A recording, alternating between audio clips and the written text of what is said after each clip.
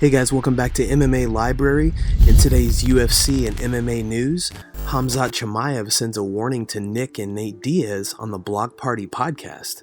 He says that Nate never signed the contract to fight him. Chimaev said that he'll be ready to go in August and that he'll cut the weight and smash both Nate and brother Nick. He says if Nate signs on to fight him, he'll never be the same again. Nate is on the last fight of his contract, but has been hesitant to give any credit to Khamzat's success, as he's still relatively new to the division. Make sure to take a moment to subscribe to the Block Party Podcast YouTube channel. Was it ever close, Nate Diaz? Oh, bro, never been close.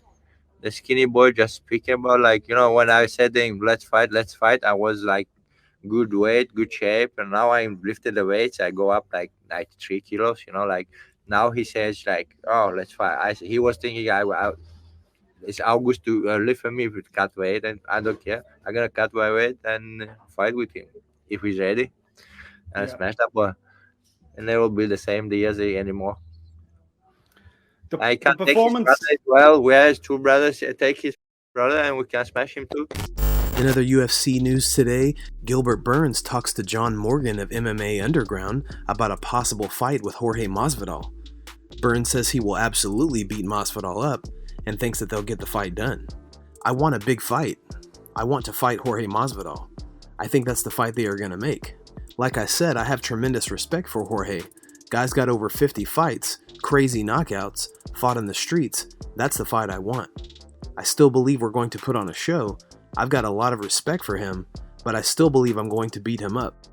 I just believe we're going to put on a show. I know Masvidal wants it. I saw him talking. He talked about the fight. He wants to fight. I know the UFC has an interest in making the fight. I'm pretty confident the fight is going to happen. I don't know when. I believe at the end of the year. September, October, November. I'll put it in that time frame. Tony Ferguson posts new boxing footage after his KO loss to Michael Chandler last month. While many were calling for Tony to hang it up, he's looking to prove all the doubters wrong and make a title run once again.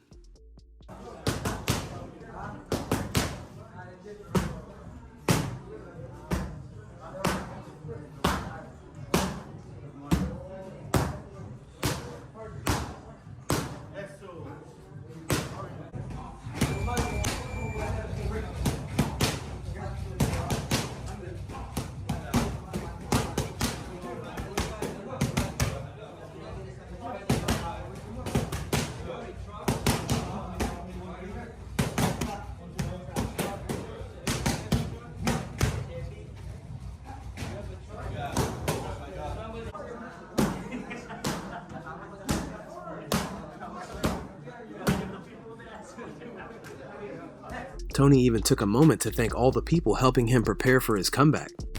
Michael Bisping posted a video of him running into UFC light heavyweight Jan Blachowicz in his morning run. My morning run. See a bunch of dorks. And look at this! Highway to hell, you know?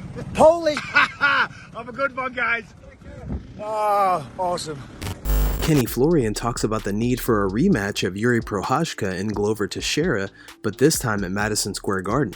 He says that the mistakes Glover made weren't due to age, but more the body shots that Prochazka threw that slowed him down. Yeah, listen, I don't think, him slowing down or getting caught in that choke had much to do with his age. I think that he really has fought a lot smarter. Yeah, he made some mistakes in that fight. I don't think that has anything to do with age. I thought that the body shots really took its toll on him. That's what was slowing him down throughout that fight.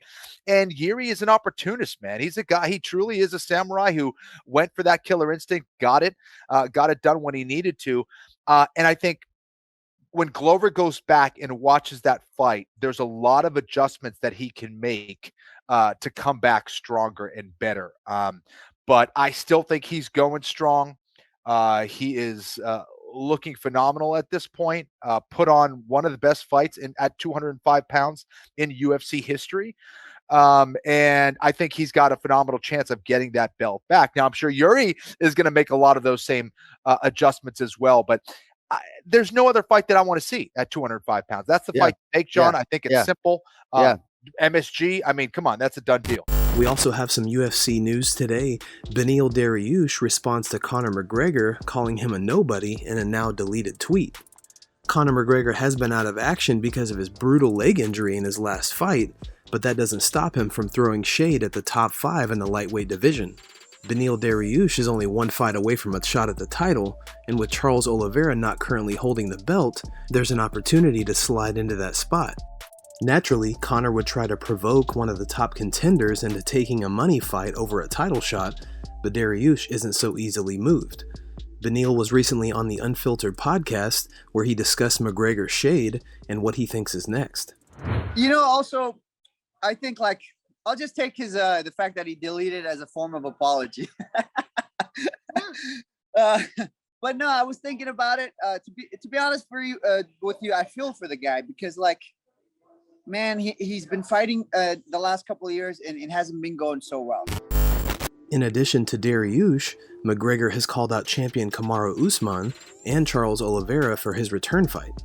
McGregor said he prefers to fight at 170, but it's not clear when McGregor will be ready to return to action. In the meantime, Beneil Dariush was slated to fight Islam Makhachev, who is one of the top 2 contenders for a title shot. After that fight fell through due to injury, it'll be interesting to see who gets the next shot at the belt. Who do you think Conor should fight and return to action? And should the UFC rebook Dariush and Makhachev to see who the number 1 contender is to fight Oliveira? Daniel Cormier recently said that Valentina Schevchenko had an advantage because of her clashing heads with Taila Santos at UFC 275. Many had Santos winning the fight, but the judges disagreed.